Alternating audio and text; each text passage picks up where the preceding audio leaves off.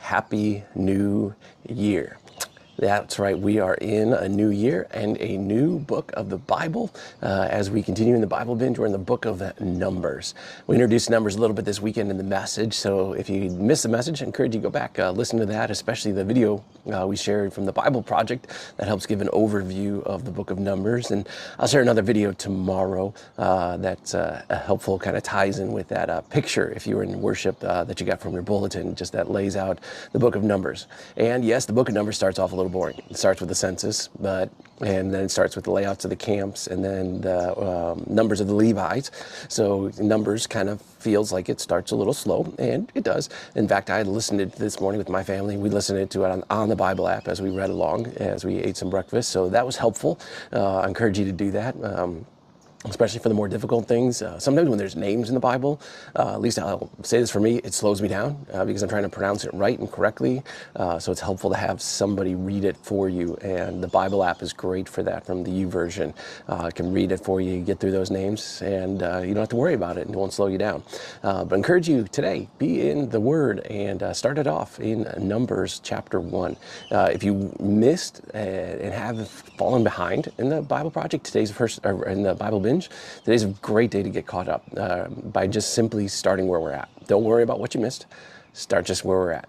Pick up Numbers chapter 1 and be in that word today. Don't catch up. Don't catch up. See, I know what happens is when people get behind, they feel bad, and then they think that they can't go to their small group for conversation, or they think, like they're going to miss something because they didn't catch it all. Don't let the devil trick you in that way. Just start where you are today.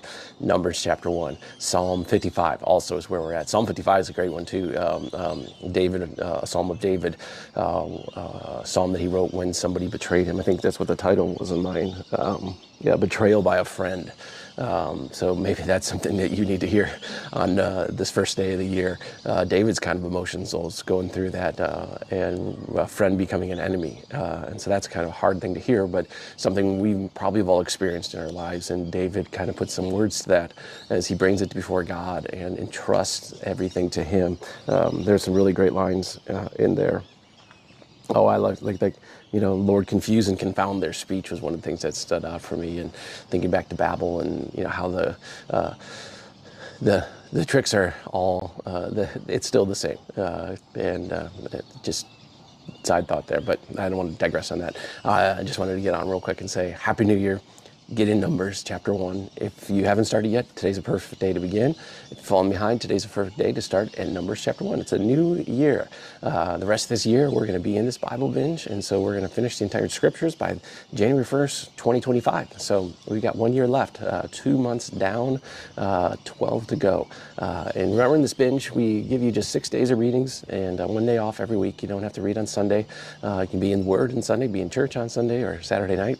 But it's idea is that having a day off is good, then to rest and to just meditate. And if you wanted to use that as a catch-up day, you could do that. But I think just having that little break in between helps us get into a good rhythm in this new year. It's the beginning of a new year. People make resolutions and plans. I know I work out at a gym, and I don't like the month of January because it's too busy.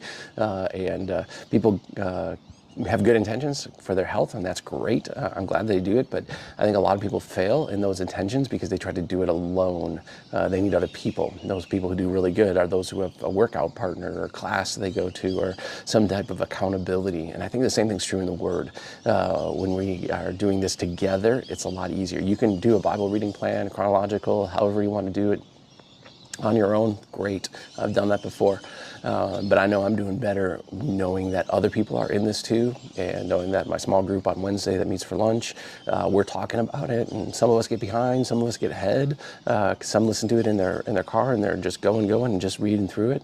And no matter where we're at, we're able to get together and talk about the Word, some things that challenge us, some things that confuse us, some things that maybe encourage us or we never noticed before. I noticed one of the things I noticed today in Leviticus 3, when God's talking about the count of the Levites and how the Levites are to stand in the place of the children of Israel, the firstborn, that there was 2,200 Levites, and there was more than I think 22 273 in the Israelites, so they had to pay the difference of the 273 in shekels in order to redeem those firstborn, the sons. And so it's interesting the things we think and see in Scripture. I appreciate numbers, and as I was thinking about all these details about even God telling them who's going to be the leader of these groups and of these these children of Israel, this great nation that gives us the number of men that are there, but it also we have to include those under the age of 20 and women and children and those not fighting age, older than 60. So probably about 2 million, 2.3 million people that we're talking about here, and God gives them an order to help them on their journey. And we're going to read about that journey because we haven't gotten to it yet, but we're going to get to it soon here in Numbers, why that journey lasts longer than the 2 weeks it really should take to get from Sinai to the land of Canaan, and instead turns into a 40-year pilgrimage. Well, 39, because we're already a year into it by the time we get to Sinai and every events that happen there. So be in the Word this year in 2024 so that word can be in you. Sometimes some of those words, as you read it, you'll think to yourself, why am I reading this? And maybe that's part of the beginning of Numbers, because it starts boring, but it gets exciting pretty quick.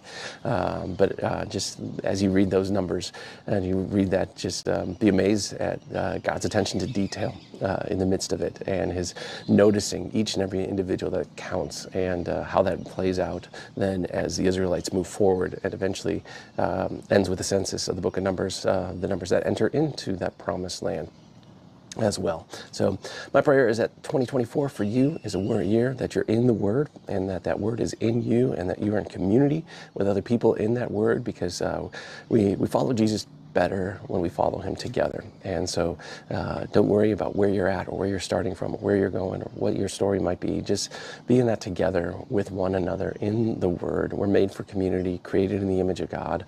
And so that don't let the old evil foe try to isolate you in this new year, even if you're like David, friends who turn into enemies. That happens. And so we have a restoring God who seeks to restore relationships through forgiveness and healing and wholeness.